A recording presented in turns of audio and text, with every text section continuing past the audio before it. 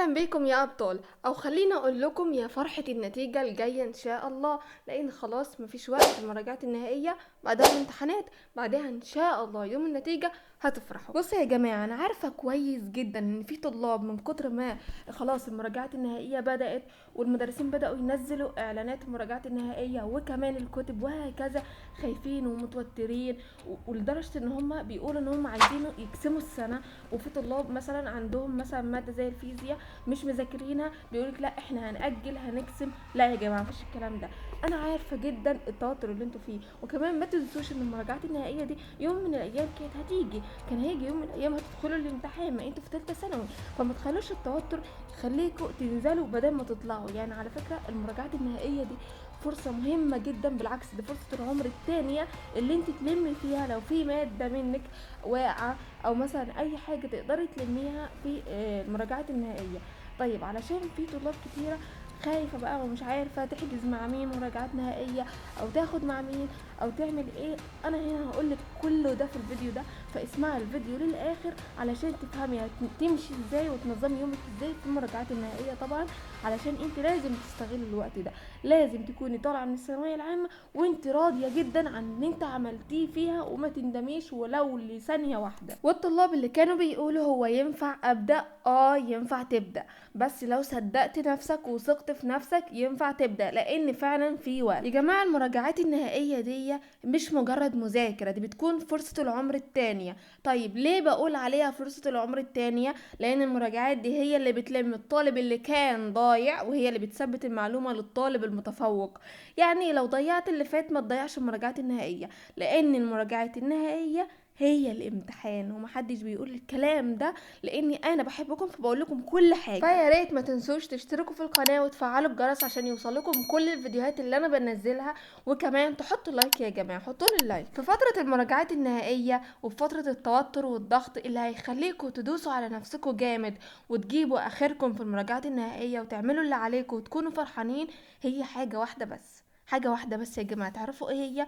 انكم تتخيلوا ان شهر حرفيا وهتبقى قاعد قدام الشاشه كده والصفحه بتحمل، وفجاه تلاقي نفسك جايب ان شاء الله كلكم يعني تجيبوا اعلى من 90%، وتكون كده مكتوبه جنب اسمكم، تبقوا فرحانين كده واهلكوا فرحانين. يا جماعه اللحظه دي تستاهل انك تدوس على نفسك دلوقتي وتسمعني للاخر، لاني جايبالك خريطه كده، دي هتخرجك من التوهان اللي انت فيه في المراجعات النهائيه دي، وهتوصلك كده ان شاء الله اعلى من 90%. فكمل الفيديو للاخر واسمعني ازاي تختار مدرسين المراجعات النهائيه. في المراجعات النهائيه تحديدا في فخ كبير بيقع فيه اغلب الطلاب، هو ايه؟ انه يروح للمدرس اللي بيلم الالفات حرفيا من الفلوس، او المدرس اللي فيديوهاته ترند وهو مش فاهم منه حاجه. ده اسمه ايه؟ اسمه فخ التشتت. انت مش بتدوري على الترند بقى، الفيديو اللي ضارب مش عارفه مشاهدات قد ايه، ولا تدوري على المدرس صاحب الفلوس الكتيره، لا، ده اسمه فخ التشتت. نصيحتي بقى ليكي ايه وانت بتختاري مدرس المراجعات النهائيه؟ واحد، اول حاجه يا جماعه، مدرس الحل. يعني ايه؟ يعني المدرس اللي بيحل، مش اللي يقعد يرغي كتير، لان المراجعات مش وقت شرح تفاصيل، التفاصيل دي كانت زمان. المراجعات دلوقتي وقت التركات، وقت ده بتحلي الاسئله اللي فيها ربط. ليه؟ لان الاسئله اللي فيها ربط هي اللي بتيجي في الامتحان. هو مش هيقعد يقولك الكلام اللي هو البسيط ده اللي هو كنت بتاخديه اول السنه، ده ما ينفعش بجد. نظام المراجعات النهائيه غير نظام الايام اللي هي الاشهر كانت اول السنه. تاني حاجة، المدرس اللي صوته بيريحك. يعني ايه؟ هو مش ما تقوليش ان هو مش هيغني لي او مش هيحكي لي قصة قبل النوم، لا، المدرس اللي صوته بيريحك. يعني لو المدرس دوا بيوترك او بيحسك انك فاشلة، اهربي فورا فورا، انت محتاجة حد يطمنك ويديكي معلومة. تالت حاجة، المنهج المتكامل. اختار المدرس اللي عامل جدول زمني واضح للمراجعات النهائية، يعني يقولك هنبدأ مراجعات النهائية يوم كذا كذا، هنخلصها يوم كذا كذا.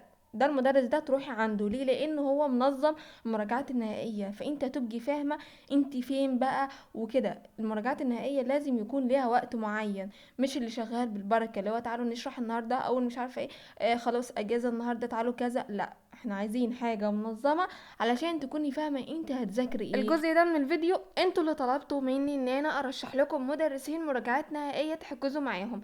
طيب المدرسين دول اللي انا جايبهم لكم دول بيجيبوا في المراجعات النهائية من الاخر وبيخلوكوا فاهمين المنهج وهكذا.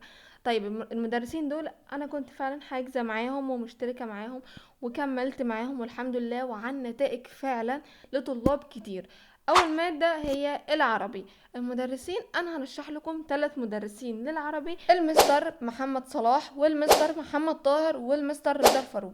التلاتة دول يا جماعة بيلموا النحو والبلاغة في كبسولات او فيديوهات معينة، وامتحاناتهم بتكون قريبة جدا من الامتحان.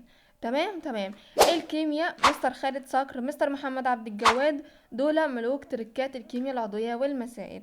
الاحياء دكتور احمد الجوهري وكمان دكتور محمد ايمن، دول بيشرحوا بالرسم والتحريك وبيربطوا المنهج ببعضه بذكاء. في الفيزياء عندكم مستر محمود مجدي ومستر محمد عبد المعبود وكمان مستر حسام خليل، دول يا جماعه اسطوره في تبسيط المسائل المعقده وكمان بيكسروا عقد الفيزياء كلها اللي عند كل الطلاب. في الجيولوجيا عندكم جي اللي هو مستر ماجد امام، ده بيخلي الجيولوجيا كده لعبه في ايديكي من كتر التبسيط. الانجليزي مستر محمد طاهر ومس مي، دول بيجيبوا لك الخلاصه في الجرامر والكلمات. نيجي بقى لاهم جزء، وده طبعا الناس اللي كملت معايا الفيديو للنهايه هتكسب بقى الجزء ده، لان الجزء ده من الفيديو هنتكلم عن تنظيم المذاكره والتعامل مع التراكمات. ليه هتقولي لي طيب يا اسراء انا حجزت مراجعات اذاكر ازاي؟ ممنوع تذاكري قديم بس او مراجعه بس. النظام الصح هو 70% مراجعه جديده و30% قديم. كل يوم خصصي ساعتين بس للقديم اللي متراكم عليكي، وبقيه اليوم المراجعه اللي شغاله فيها دلوقتي.